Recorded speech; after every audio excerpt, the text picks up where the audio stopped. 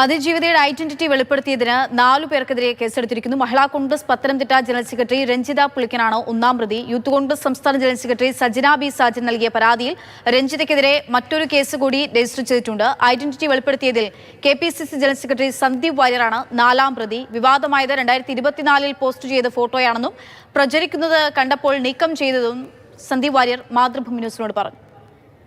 താങ്കൾ ഈ ഇരയുടെ ഐഡന്റിറ്റി റിവീൽ ചെയ്തു എന്ന കേസിൽ പ്രതിയാണ്. രണ്ടാമത്തേത് അത് വളരെ മനഃപൂർവ്വം ആസൂത്രിതമായിട്ട് ചെയ്ത കാര്യമാണ് എന്നിവിടെ പാനലിസ്റ്റുകൾ ചൂണ്ടിക്കാണിച്ചു. താങ്കൾക്ക് മറുപടി പറയാം.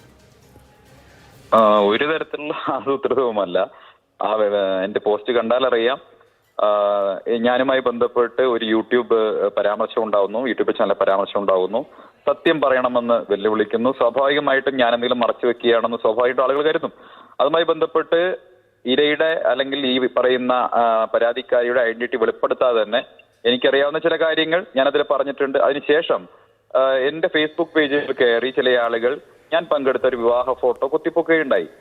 ഇത് ചില മാധ്യമപ്രവർത്തകർ എന്റെ ശ്രദ്ധയിൽപ്പെടുത്തിയ ഉടൻ തന്നെ ഞാനത് ഡിലീറ്റ് ചെയ്യുകയാണ് ചെയ്തത്. വളരെ ഒരുപക്ഷെ എനിക്കത് ഡിലീറ്റ് ചെയ്യേണ്ട കാര്യം പോലുമില്ല. കാരണം നിയമപരമായിട്ട് ആ ഫോട്ടോ അവിടെ നിൽക്കുന്നതിൽ എന്നെ ഒരു തരത്തിലും അതുമായി ബന്ധപ്പെട്ട് പ്രതികരിക്കാനോ മറ്റോ കഴിയില്ല. കാരണം അത് കഴിഞ്ഞ വർഷം ഇട്ട ഫേസ്ബുക്ക് പോസ്റ്റാണ്, ഫോട്ടോ ആണ്.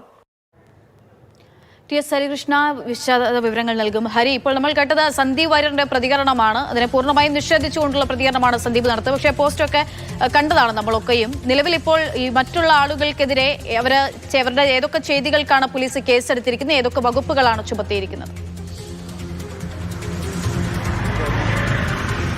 സന്ദീപ് വാര്യർ ഈ കേസുമായി ബന്ധപ്പെട്ട 4ാം പ്രതിയാണ്. ഒന്നാം പ്രതി എന്ന് പറയുന്നത് രഞ്ജിതയാണ്, രഞ്ജിത പുളിക്കൻ പത്തനംതിട്ട ജില്ലാ ജനറൽ സെക്രട്ടറിയാണ് മഹിളാ കോൺഗ്രസിൻ്റെ. അതായത് രഞ്ജിത പുളിക്കനെതിരെ ഇതുമായി ബന്ധപ്പെട്ട് മറ്റൊരു കേസ് കൂടി രജിസ്റ്റർ ചെയ്തിട്ടുണ്ട്. അതായത് യൂത്ത് കോൺഗ്രസിൻ്റെ തന്നെ ജനറൽ സെക്രട്ടറിയായ സജന ബി സാജൻ നൽകിയ പരാതിയുടെ അടിസ്ഥാനത്തിലാണ് രഞ്ജിതയ്ക്കെതിരെ മറ്റൊരു കേസ് കൂടി പോലീസ് രജിസ്റ്റർ ചെയ്തിരിക്കുന്നത്. സമൂഹ മാധ്യമങ്ങളിലൂടെ സജനയെ അധിക്ഷേപിച്ചു എന്നുള്ളത് തന്നെയാണ് ഈ രഞ്ജിതയ്ക്കെതിരെ രേഖപ്പെടുത്തിയിരിക്കുന്ന ആ കേസും. അങ്ങനെ രഞ്ജിത, പിന്നെ ദീപ, ഒന്നാം പ്രതി രഞ്ജിത, 2ഉം 3ഉം പ്രതി ദീപ, 4ാം പ്രതി സന്ദീപ് വാര്യർ, 5ാം പ്രതി രാഹുൽ ഈശ്വർ. ഇങ്ങനെയാണ് ഇപ്പോൾ FIRലെ പ്രതികളുടെ പേരുകൾ. ഇതുകൂടാതെ രഞ്ജിതയ്ക്കെതിരെ മറ്റൊരു കേസ് കൂടി രജിസ്റ്റർ ചെയ്തിരിക്കുന്നത് യൂത്ത് കോൺഗ്രസിൻ്റെ സംസ്ഥാന ജനറൽ സെക്രട്ടറിയായ സജന ബി സാജൻ്റെ പരാതിയുടെ അടിസ്ഥാനത്തിൽ കൂടിയാണ്.